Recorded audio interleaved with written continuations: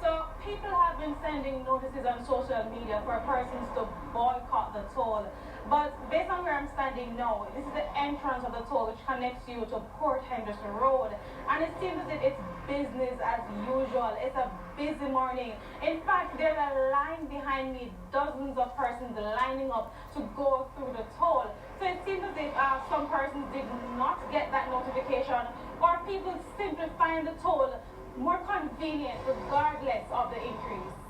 Actually, I was ready to do it this morning, but apparently because of the time that I leave out, actually I was taking it this morning. So we've moved to another location just to see the difference in the number of persons taking the toll as opposed to those using the Mandela Highway. And I can tell you, there's not much of a difference where I'm standing. I'm actually at the intersection of Dyke Road and Passage Fort Drive, and it seems to be business as usual here as well. But I spoke with one woman who told me that she will be boycotting the toll. She didn't say for how long, but what she said is that she's not able to afford anything above $300 to use this toll road. To be top it up for the week is almost like $6,000 to be back and forth, and I have to take my child to summer school and take her back, and we can't afford it, and we don't even get an increase in our pay. So how is it that we can afford to toll at $300? Good God, man. But then they put $10 or look at $20, but $50, no man, we cannot maintain that, honestly. So you driving to Mandela this morning? Yes, I will be going to Mandela this morning, definitely. I mean, that is why I came out a little bit earlier, because I'm not going that direction, honestly. I don't agree with the $50 increase, that's why. Okay. So you're taking the toll, the Mandela Highway going forward? As long as I deem it possible, yeah. So right now I'm standing at the roundabout near the Aki village. So we're moving closer to the Mandela Highway. And as you can see from the traffic pileup behind me, a lot of persons are opting to use the Mandela Highway. And based on the conversation I've been having with the police, they told me that they have seen unusual traffic here, more persons using this route. So it's fair to say that more persons are opting to use the Mandela Highway as opposed to toll road, based on what I've been seeing here on the ground in Portmore St. Catherine. It's back to you guys in studio. Thank you so much, Felicia. Hurt and anger how one family feels about their daughter after she was assaulted by another student at her school in Clarendon. And the family, they've reported the matter to the police and is scheduled to meet with the Ministry of Education officials tomorrow. Yet another video of an assault at school. Unfortunately, a common occurrence, but still painful for the victim physically. I had a nosebleed and my head constantly hurt me for 2 days straight, and my neck was through. Those, along with other bruises, make up the physical pain, but then there's the psychological pain. I felt embarrassed, and when I'm going on the road sometimes I get panic attacks and stuff like that. Painful too for her mother. When we see the video, you know what come in my head?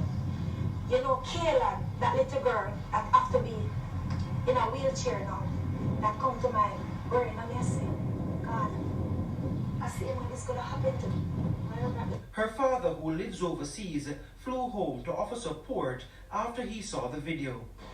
I can't look at the video. Just hearing what happened was too much, still too much. Can't look at it. 2 weeks, I shut off my phone. In Canada, sitting there suffering. Medical expenses continue to cost the family. The mother told us the doctor who saw her daughter advised her to report it to the police, which she has done. She told us she also reported it to the Education Ministry, and the meeting is scheduled for Tuesday, July 12. The family is disappointed with the response of the school, Clarendon College, so far. The principal declined to comment when our correspondent reached out.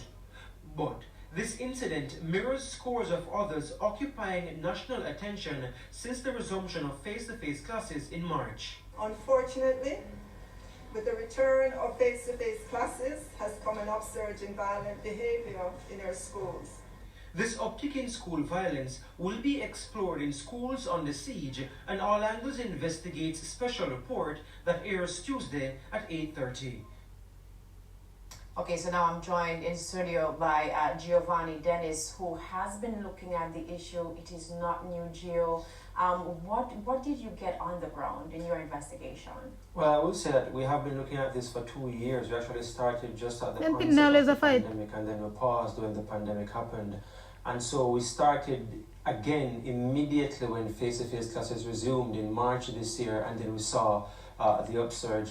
And what we've been hearing, is a mixture of things. It's nothing new, that's one. But people are saying, look, it kind of is getting worse, and then there's a school of thought that is social media blowing it out of proportion.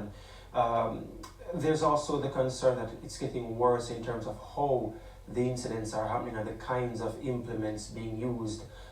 Just last month, a 15-year-old female was found with a gun in her bag at a Kingston school. And we've seen the videos with the stabbings and several other issues that report with that family. They actually reached out after the promo started airing for the documentary, and we decided to just speak with them and share their story before the documentary aired, and connecting it to the broader issue of violence in schools and how that is affecting all stakeholders involved. The schools, the principals, family, and the entire country. All right, so that violence in schools, All Angles Investigates, and that starts at 8:30. Tomorrow. All right, thank you so much, Gio. Now we go to other news now. Things are heating up in the NEPA-Wendalco trial over the massive fish kill and pollution of the Rio Cobre in St. Catherine in 2019. Now in the St. Catherine Parish Court today, a senior representative from NEPA was called to the stand. Kelisha Williams has that story. The session started at 11:04 a.m.